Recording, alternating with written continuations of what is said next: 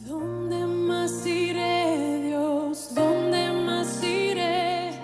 Tienes palabras de vida eterna. ¿Dónde más iré, Dios? ¿Dónde más iré? Tienes palabras de vida eterna. ¿Dónde más iré, Dios? ¿Dónde más iré? Tienes palabras de vida eterna. ¿Dónde más iré, Dios? ¿Dónde más iré? Tienes palabras de vida eterna.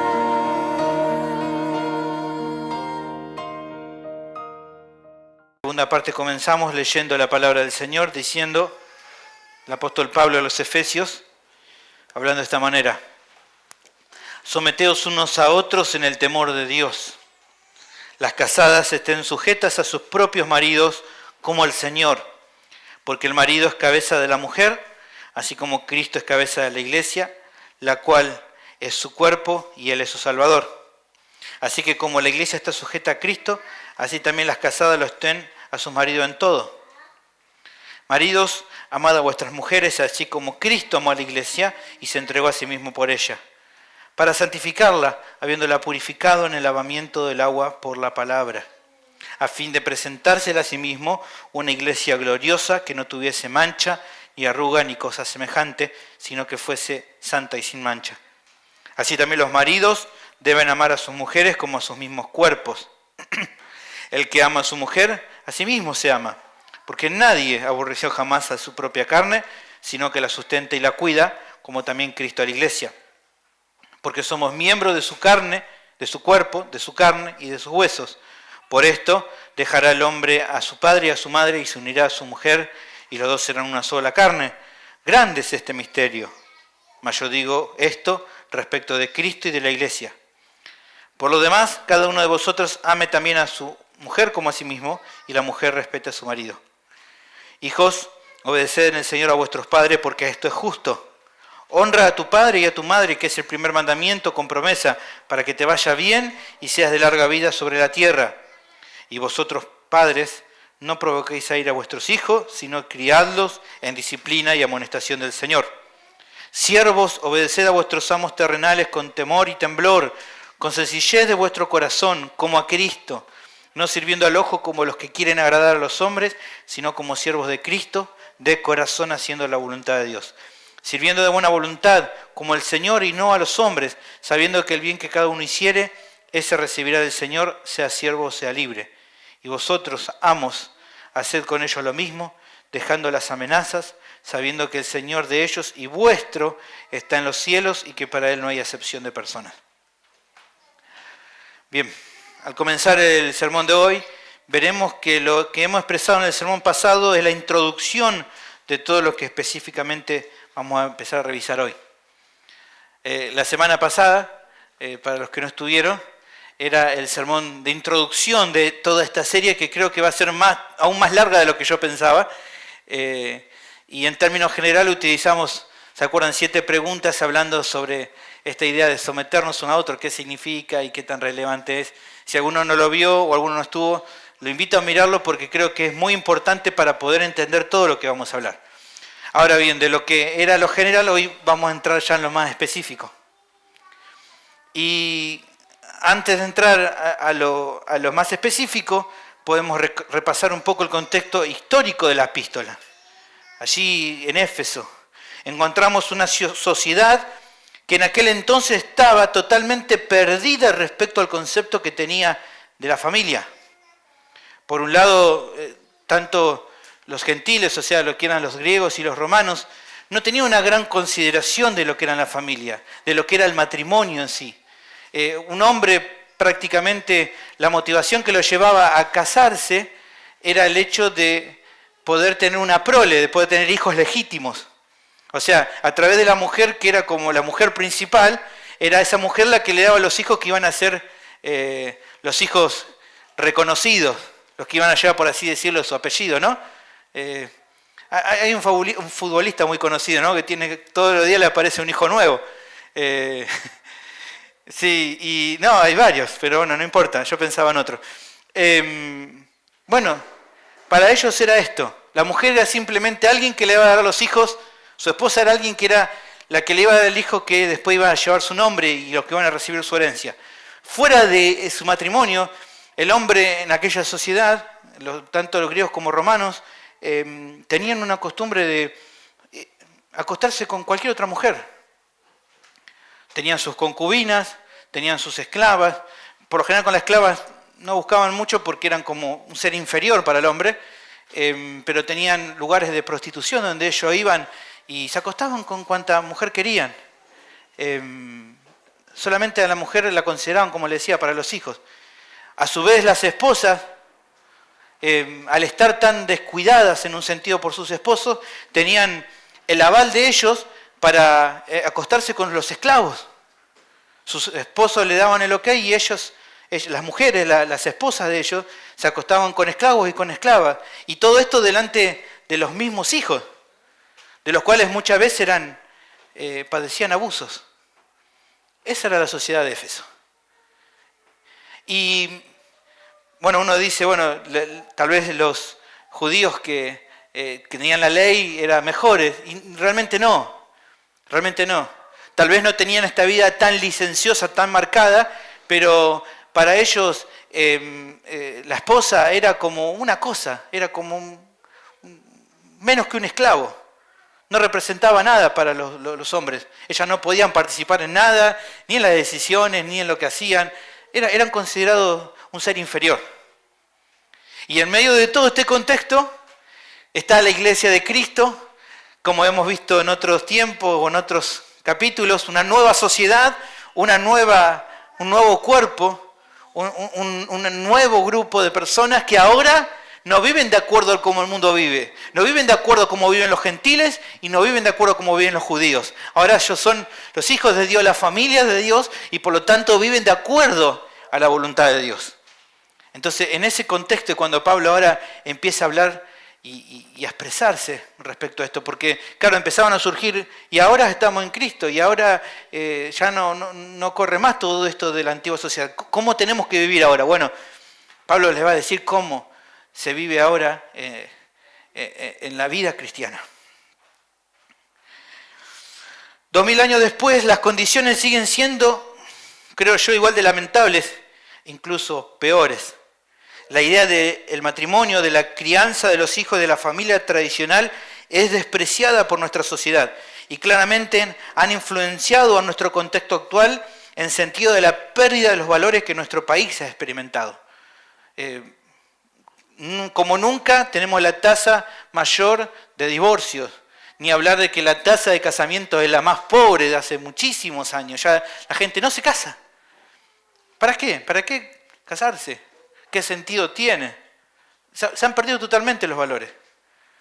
Hijos de un padre, de otro padre, familias ensambladas, matrimonios disueltos, vuelto a casar, violencia familiar, hijos abandonados, madres más preocupadas por su desarrollo profesional que por su casa y todo lo que nosotros sabemos. Me llama la atención, siempre se lo digo a mi esposa, ¿no? Hay un canal de televisión que es uno de los más vistos, que ellos se jactan de ser un canal para la familia. Pero vos ves la clase de contenido que ofrecen y los valores que mencionan, y vos decís, esto de familia no tiene nada. ¿De qué familia me estás hablando?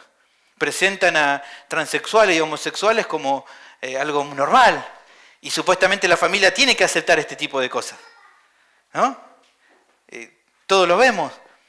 Matrimonios entre homosexuales que alquilan vientre y traen allí a la televisión, ¿no? Su desparpajo, mostrando como una gracia, como algo, como qué valientes que son, ¿no? Y la gente los aplaude. Esa es nuestra sociedad actual, tan perdida como la de Éfeso.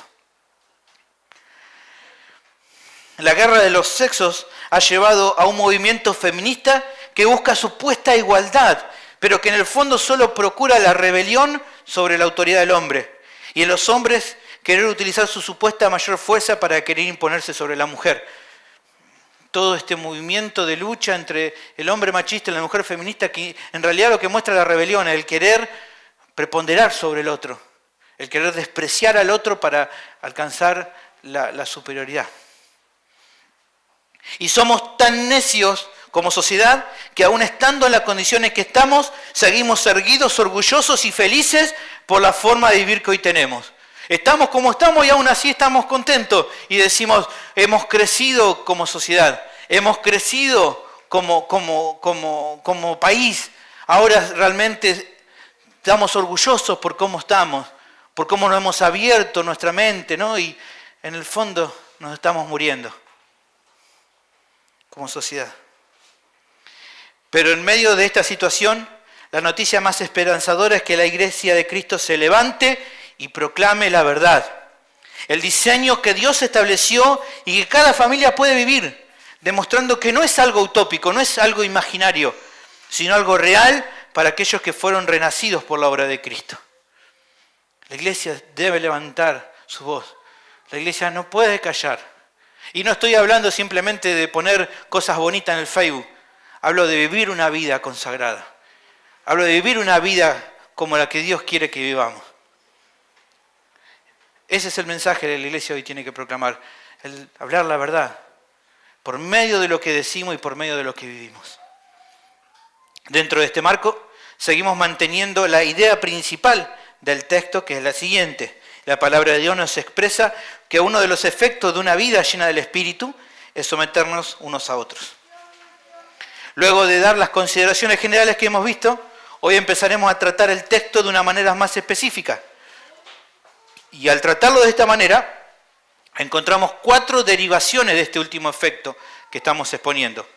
De las 4, hoy vamos a empezar con la primera, de acuerdo a como el texto nos lo va dando, que es la idea de que esta idea de someternos, una vida llena del Espíritu que nos lleva a someternos unos a otros, es fundamental para la relación de la esposa con el esposo.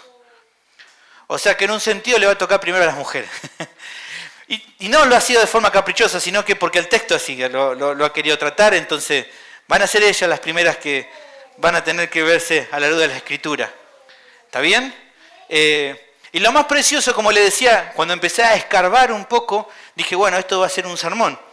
Pero resulta que al final van a ser 2 sermones. Así que van a ser 2 domingos que van a tener que... Cuando se lo decía a mi esposa me decía, claro, y de los varones vas a hacer uno solo, ¿no? No, le dije, quédate tranquila que van a hacer lo que hagan falta. Pero el punto es de aquí, tenemos 4 derivaciones de esta idea de someternos. Primeramente, que es fundamental para la relación de la esposa con su esposo. Luego la segunda derivación es que es fundamental para la relación del esposo con su esposa. Luego la tercera derivación es que es fundamental esta idea de someternos para la relación en la familia. Y en cuarto lugar, es fundamental para las relaciones laborales. ¿Está bien? Hoy solamente veremos el comienzo de la primera. En el orden que el apóstol escribe, la primera derivación entonces habla respecto al rol de la mujer y a la importancia de esta idea de someternos como un efecto de ser lleno del Espíritu Santo. Lo primero que hace es darnos el mandato, el mandamiento. Lo primero que Pablo va a expresar es que las casadas estén sujetas a sus propios maridos. Ya hemos visto la semana pasada que era esta idea de someterse, de sujetarse. ¿Se acuerdan? Lo que habíamos hablado es que la idea de sujetarse, someterse, es una disposición a dejar de lado mis propios derechos para priorizar el del otro. En este caso, el del esposo. Y como también notamos anteriormente, es la idea de que voluntariamente la mujer se sujeta, se pone al servicio, se subordina a la autoridad que Dios le ha dado a su esposo como cabeza del hogar. Esto es en sí el mandamiento. ¿Se acuerdan que hablamos? Someterse en un sentido, en la voz que utiliza aquí Pablo, la voz media es voluntariamente yo decido sujetarme. Voluntariamente, gozosamente decido someterme. Renuncio a mis derechos a buscar mi propio beneficio para priorizar el del otro. Bajo esa idea, lo que aquí toca es que ese someterse, en este caso, es de la mujer hacia el hombre. ¿Esto quiere decir que Pablo consideraba a la mujer como un ser de menor valor? ¿Será que Pablo estaba menospreciando como hacía la sociedad judía? Como diría mi amigo Isaías, megenoito, de ninguna manera. No hay aquí ni en ningún otro pasaje de la Escritura un texto que avale esa forma de pensar. En ninguna parte vamos a encontrar la Escritura que se menosprecie o que Dios tenga en su voluntad darle menos valor a la mujer. De ninguna manera. Pablo no está acá insinuando que el hombre sea más importante que la mujer. De hecho, en Gálatas capítulo 3, versículo 26 al 29, él enfáticamente lo deja claro. Dice, pues todos sois hijos de Dios por la fe en Cristo Jesús. Porque todos los que habéis sido bautizados en Cristo, de Cristo estáis revestidos. Ya no hay judío, ni griego, ni esclavo, ni libre, no hay varón ni mujer, porque todos vosotros sois unos en Cristo Jesús. Y vosotros sois de Cristo, ciertamente el linaje de Abraham y herederos según la promesa. Entonces, él de ninguna manera está diciendo que la mujer tenga menos valor que el hombre. Lo que está explicando Pablo es que Dios ha establecido un orden dentro de lo que Él mismo ha instituido, que es la familia. ¿Quién instituyó la familia? Dios. ¿Quién instituyó el matrimonio? Dios. Y como Él lo instituyó y Él lo creó, Él es el que ha determinado los roles. Ya lo hemos hablado en otra ocasión, pero es bueno volver a recalcarlo. Como Dios creó, no fue el hombre que creó el matrimonio, sino que fue Dios. Como fue Dios el que creó la familia, Él estableció las reglas de juego. ¿Cómo está establecido el orden dentro de la familia? Y dentro de ese orden, del cual vamos a seguir hablando más adelante, la mujer debe voluntariamente someterse a su esposo como cabeza del hogar. Dios, dentro de ese orden de la familia, ha establecido al hombre como cabeza de su hogar. Y dentro de ese orden ha establecido que la mujer deba someterse voluntariamente a la cabeza de ese hogar, que es su esposo. Muchos argumentan que Pablo en Gálatas, lo que leímos recién, está escribiendo en realidad lo que piensa respecto a la relación del esposo con la esposa, en la cual ya no hay subordinación aparente. Y que aquí y en otros textos, en el de Efesios y en otros textos, el apóstol basa su forma de pensar en su contexto rabínico. Esto lo leí en esa Biblia loca que le dije que leí la semana pasada. Una Biblia muy loca, la verdad, porque dice cada tontería, porque no hay otra forma de decirlo, que explicaba y decía en esa Biblia supuestamente de que en el texto que encontramos en Gálatas es en realidad lo que Pablo piensa, que es en realidad de que no hay diferencia. Pero que en los otros textos es como que a Pablo le agarró el ataque judío y entonces él empieza de vuelta a hablar como un judío. ¿Se dan cuenta la tontera? Pensar de esta manera es pensar en que hay parte de la Escritura que no es inspirada, cuando nosotros sabemos que toda Escritura es inspirada por Dios. Y pensar de esta manera niega también la inerrancia de la Escritura, que es pensar que en la Biblia hay algo que está equivocado, que está mal, cuando entendemos que toda la Escritura es perfecta, que toda la palabra de Dios es perfecta. Pero quería aclararlo porque seguramente alguno puede llegar a leer alguna cosa de estas supuestas teólogas o teólogos feministas que más que bien le hacen muy mal a la Iglesia de Cristo. Aparte, claramente desde el comienzo de la Biblia, no en Pablo, vamos al comienzo de la Biblia, tenemos a Dios estableciendo esta forma de relación. En Génesis capítulo 2, versículo 7 se nos describe cómo Dios crea al hombre. Entonces Jehová Dios formó al hombre del polvo de la tierra y sopló en su nariz aliento de vida y fue el hombre un ser viviente. Es importante notar que afirma que Dios creó al hombre primero y después de una manera significativamente diferente a la mujer. No lo crea de la misma manera, no lo hace de la misma manera. Ya tenemos una diferencia en cómo los crea. Y no por esto le da más valor a uno que a otro, sino que muestra de que realmente hace una diferencia en el sentido, en el propósito que cumple cada uno. Luego de que el relato nos da de que luego de que crea Dios a Adán, Dios lo coloca en el huerto de Edén, mandándolo a cultivarlo y a no comer del fruto del árbol del conocimiento del bien y del mal. Génesis capítulo 2, versículo 15 al 17. Fíjate que dice, tomó pues Jehová Dios al hombre y lo puso en el huerto de Edén para que lo labrara y lo guardase.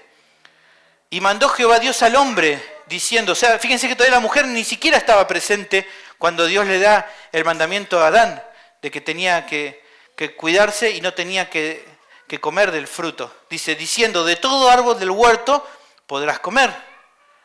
Versículo 17, mas del árbol de la ciencia, del bien y del mal, no comerás, porque el día que de él comieres, ciertamente morirás. O sea, Dios lo pone en el huerto del Edén al hombre, le dice, va a tener que encargarte de esto, de esto, de esto, y sabe esto, podés comer de todo, menos el árbol del conocimiento del bien y del mal.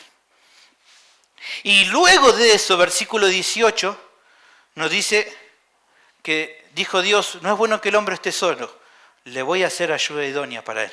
¿Ve? Los eventos van ocurriendo. Dios destina al hombre a hacer una tarea y ahora dice, no es bueno que él esté solo, yo le voy a hacer una ayuda idónea. De modo que creó a Eva Dios para que ayudara a Adán en el gobierno de un mundo no contaminado. Fíjese, el versículo 21 nos relata cómo Dios la crea a Eva. Dice versículo 21, ahí Dieguito.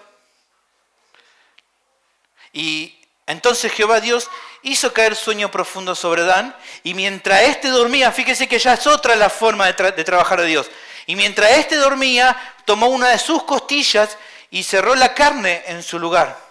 Versículo 22. Y de la costilla que Jehová Dios tomó del hombre, hizo una mujer y lo trajo al hombre.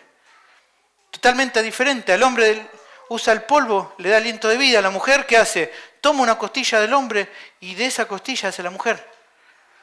Diferentes. Y aunque el mundo nos diga de que no hay diferencia en sexo y no tendríamos que hacer diferencia, hay que hacer una diferencia. ¿Por qué? Porque Dios lo hizo diferente. No porque los cristianos quisiéramos hacer diferente, porque Dios los ha hecho diferente. Y vemos cómo, de acuerdo a la autoridad que Dios le confiere al hombre, Dios le había dado autoridad al hombre para enseñorar, sobre todo para tomar decisiones sobre la creación. Bajo esta idea, Dios le da al hombre la autoridad y fíjense lo que hace el hombre. Versículo siguiente ahí. Y dijo entonces Adán, esto es ahora hueso de mis huesos y carne de mi carne. Esta será llamada varona, porque del varón fue tomada. ¿Quién le pone el nombre a Eva? Adán. ¿Por qué? Porque Dios le había dado autoridad para hacerlo. Ahora voy a decir, bueno, qué duro, qué terrible, qué malo. Pero en realidad no. Fíjense el nombre que le pone. Él dice, esta es especial. Es parte mía. Yo soy parte de ella y ella es parte mío. No hay diferencia. No hay que ahora yo voy a ella tratarla como un ser inferior. Ella es carne de mi carne, huesos de mis huesos. Ella es varona. Esto realmente no muestra un trato despótico o subyugante, sino más bien un genuino deseo de parte del hombre de considerar a su mujer como el más precioso regalo de Dios para su vida. En el hebreo antiguo, el hombre era llamado, el hebreo ish. A su mujer él la llama Isha, o sea, un derivado del nombre de él. Era tanto el afecto que tenía, era tanto la bendición de ver esa ayuda idónea para él, que entonces él no puede más que llamarla de esta manera. Como explica MacArthur, su relación original entre el hombre y la mujer era tan pura y perfecta que su liderazgo sobre Eva era una manifestación de su profundo amor hacia ella. Ningún egoísmo o rebeldía empañaba su relación. El uno vivía para el otro en cumplimiento perfecto del propósito para el que fueron creados y bajo la perfecta provisión y cuidado de Dios. No había problema. No había una mujer sintiéndose subyugada por Adán porque él la comandaba, sino que había una perfecta sumisión de ella y había un perfecto amor de parte de Adán hacia su esposa. No había ahí guerra de sexos o deseo de querer sobresalir. No había movimiento feminista, no había machismo en Adán o de ocupar el lugar del otro, sino un claro sometimiento por amor. Como expresa Raymond Norton Jr., ¿estaba Eva a la par de Adán? La respuesta es sí y no. Ella era igual su igual espiritualmente. Fíjense que el texto dice idónea, ayuda idónea para él. O sea, alguien semejante a él. Pero no era su igual en el sentido de que ella era ayuda. Dios no creó un hombre y una mujer de una manera no diferenciada y su propia identidad masculina y femenina marca sus papeles respectivos. Un hombre, solo por virtud de su masculinidad, es llamado a dirigir por Dios. Una mujer, solo por virtud de su femineidad, es llamada a ayudar por Dios. Se complementan, trabajan juntos. Un equipo precioso en el cual cada uno de acuerdo a su rol trabaja y todo va en perfecta armonía. Ese era el plan de Dios. Ese era lo que Dios quería para el hombre y para la mujer. En conclusión, Dios no creó a Eva para que fuera superior a Adán, pero tampoco la diseñó para que fuera una esclava. Les dio una relación perfecta. El hombre como cabeza dispuesto a proveer para ella y ella deseosa de someterse a él. Adán vio a Eva como una copartícipe con él en todos los aspectos. Ese era el diseño de Dios para una unión perfectamente gloriosa. O sea que en el comienzo, claramente, lo que explica Pablo es lo que desde el comienzo fue la voluntad de Dios. O sea que llamar o acusar a Pablo de machista o de misógino es alguien que no ha tomado en consideración de estudiar toda la palabra.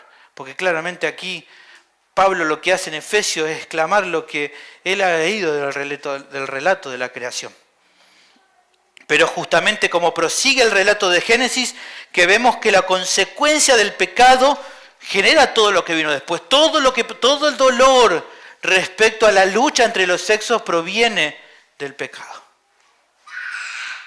Es primero el error de la mujer de no consultar a su esposo que toma del fruto prohibido. Génesis capítulo 3, versículo 6. Fíjense lo que dice ahí.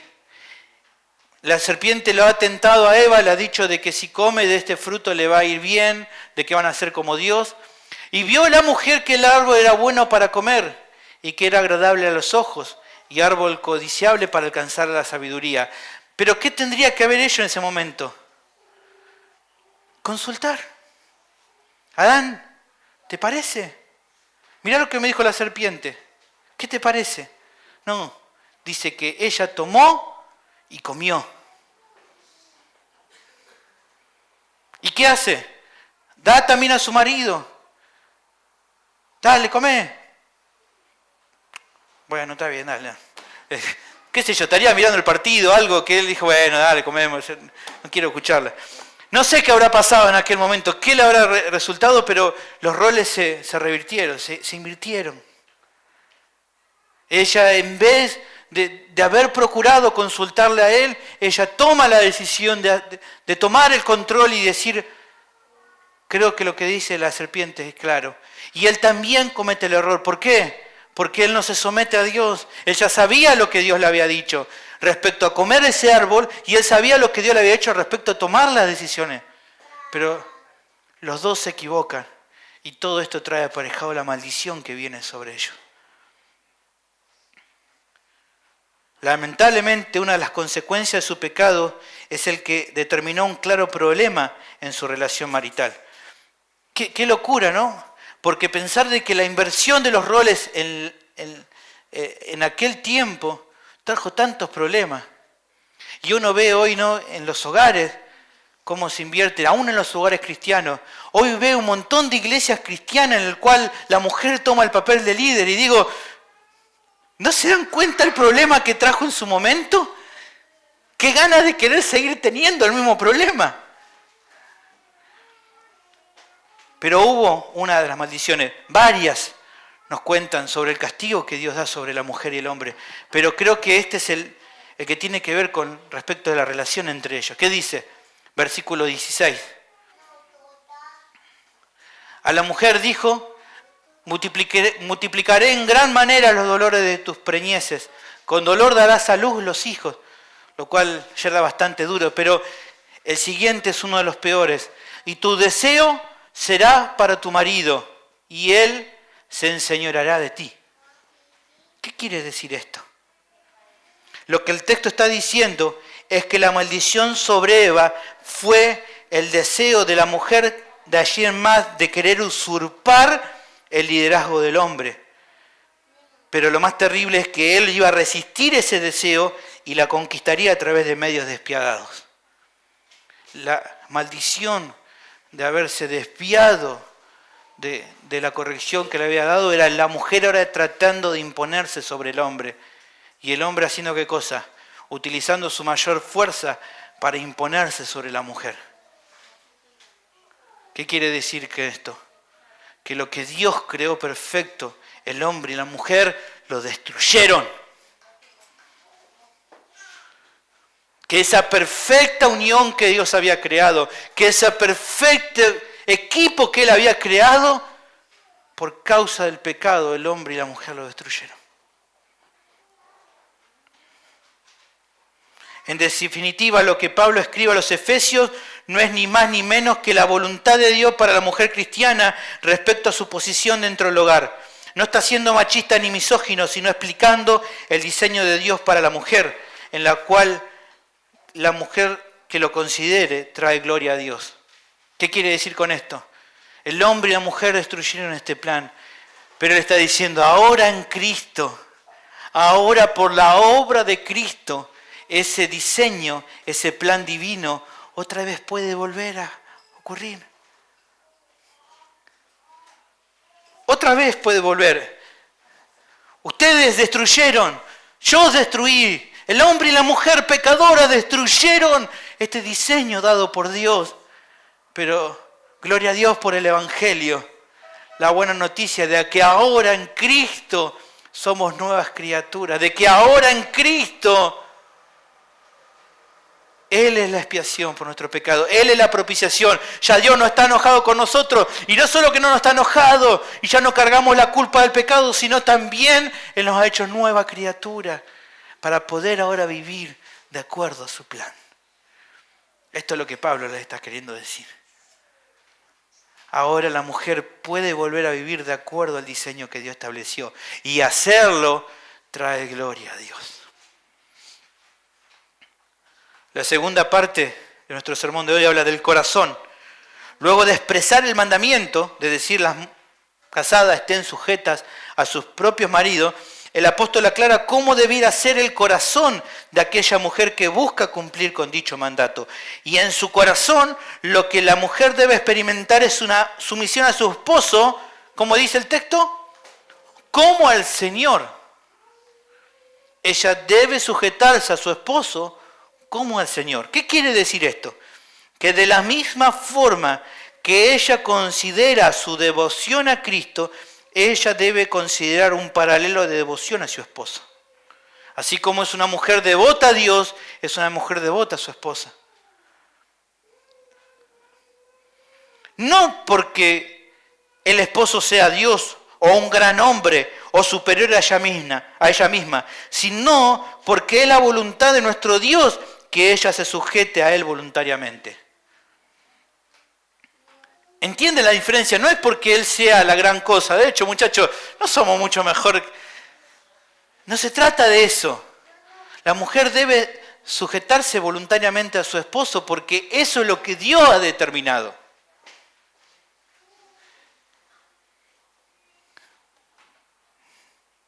Si lo que buscamos entonces es darle la gloria a Dios en todo lo que hacemos, ¿se acuerdan? 1 Corintios 10:31, sea que coman, sean que beban, que hagan cualquier cosa, háganlo todo para la gloria de Dios. Entonces, si lo que buscamos es darle la gloria a Dios con todo lo que hacemos, las mujeres consideran que someterse a su esposo de acuerdo a la voluntad de Dios es entonces actuar para su gloria. Las esposas deben entonces considerar que ser sumiso a su esposo trae la gloria a nuestro Señor, ya que estarán actuando dentro de su voluntad. Algunos dicen, ¿cómo sé la voluntad de Dios? Bueno, la voluntad de Dios que te sujeta a tu esposo. Esa parte no quería saberla. Bueno, ahora no te queda otra, ya te enteraste. ¿Querés saber cuál es la voluntad de Dios? Tenés que sujetarte a tu esposo.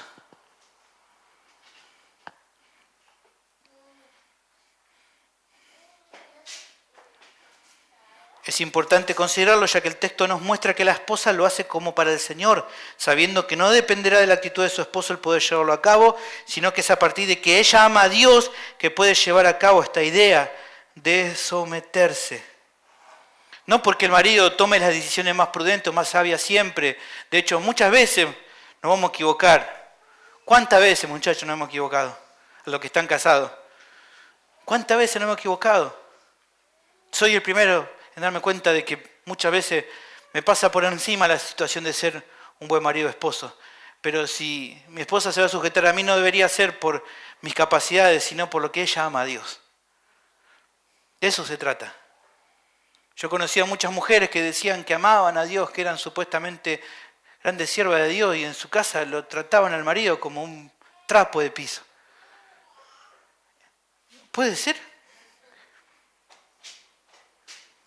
Es una contradicción. Si no amo a mi esposo al que veo, ¿no? Digo si fuera mujer, ¿cómo amo a Dios al que no veo? Utilizo una frase de Juan para los hermanos, pero claramente se ajusta a esta idea. Es allí que vemos nuevamente la relación que tiene este mandamiento con la idea que venimos tratando de la necesidad que tenemos de estar llenos del Espíritu. Ya hemos hablado sobre la importancia. Yo creo que más que nunca las chicas, las muchachas van a ver la importancia de estar llenos del Espíritu Santo. ¿Cómo hace la hermana para poder sujetarse a ese marido tan difícil? ¿O cómo hace para sujetarse a ese marido que a veces se equivoca y que no es el mejor de todos? Y solamente estando llena del Espíritu puede. Solo una mujer que está llena del Espíritu. ¿Se acuerdan que dijimos? ¿Cuál es el fruto de estar lleno del Espíritu? Una persona que es humilde. Humilde. Y solo una mujer que es humilde puede ser sumisa. La humildad es indispensable para poder actuar con sumisión ante un esposo, y más cuando tal vez el esposo muchas veces no actúe de la manera más adecuada. Y una vida llena del Espíritu afecta también mi devoción a Dios. Y solo una vida devota a Dios, que camina en temor a Dios, puede actuar de una manera piadosa. No hay otra forma, hermana. Muchas veces he hablado con alguna de las mujeres aquí en otra iglesia y dice, yo no puedo sujetarme, yo no puedo. Claro, por tu propia fuerza no va a poder. Necesitas que tu vida esté llena del Espíritu Santo, que sea conducida por Él, para que entonces tu vida llena de humildad pueda llevarte a sujetarte a tu marido, a sujetarte a los pastores, a sujetarte a los varones de la iglesia. Solamente así puede ser.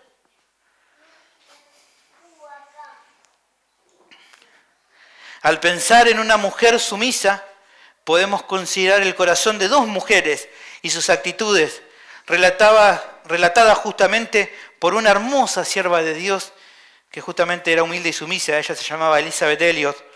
Le pido a las mujeres que puedan investigar sobre esta sierva de Dios que ya partió a la presencia del Señor. Y Elizabeth Elliot decía al respecto de la humildad y la sumisión: contrario a Eva, cuya respuesta a Dios fue calculadora y egoísta, la respuesta de la Virgen María no contiene ninguna vacilación acerca de riesgos o pérdidas, ni de la interrupción de sus propios planes. Cuando a María se le presenta el ángel y le va a decir lo que a ella le va a pasar, ella no dice, no, pero yo tenía otros proyectos de vida. Yo quería ser licenciada en cosas, yo quería hacer esto, y yo quería trabajar en una multinacional.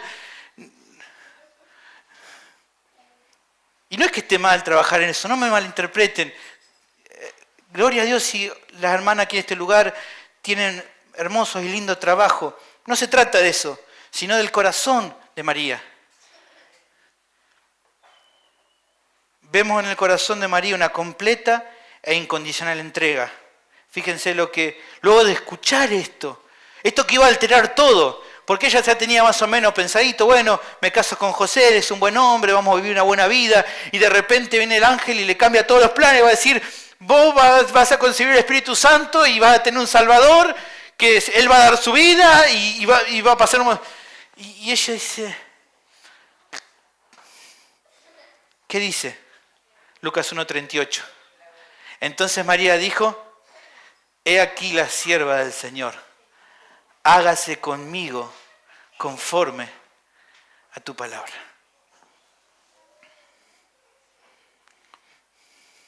De la boca de Elisabeth Elliot realmente sonaba muy bonito.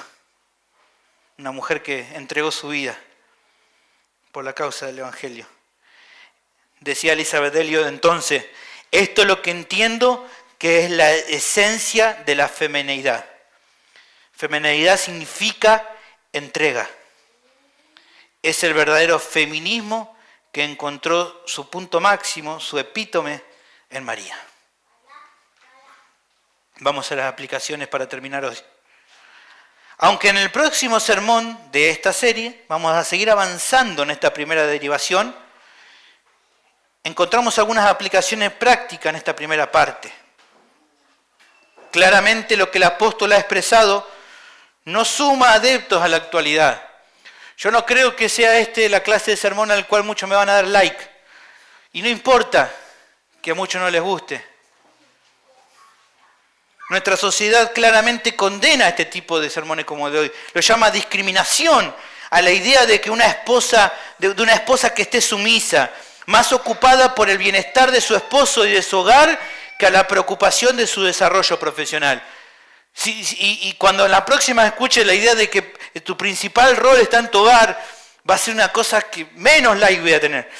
Pero no importa lo que la Escritura me dice.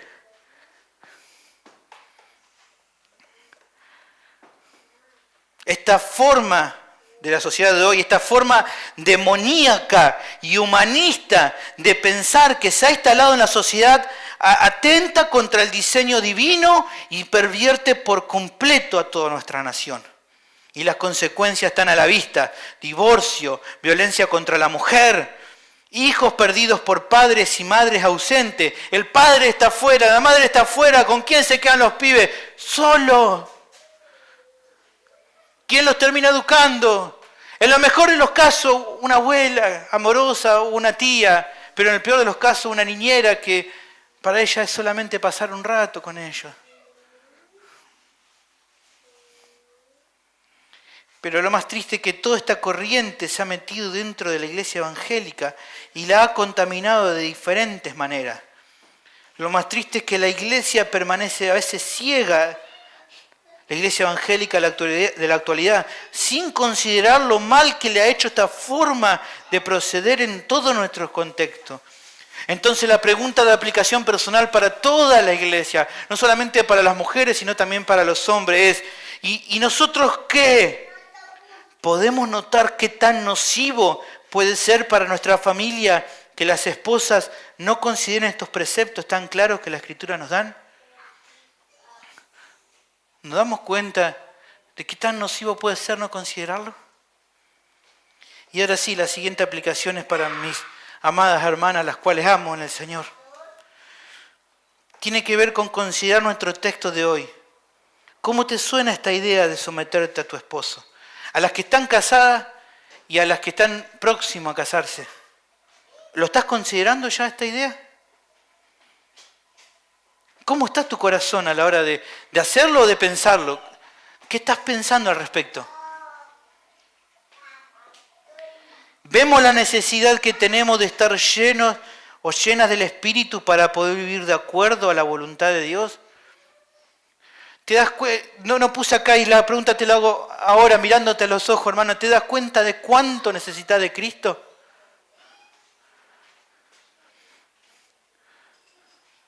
¿Cuánto lo necesitas, hermana? Solo una familia que esté llena del Espíritu puede ser una familia que tenga a Jesús en el centro de todo lo que hace. Vamos a orar.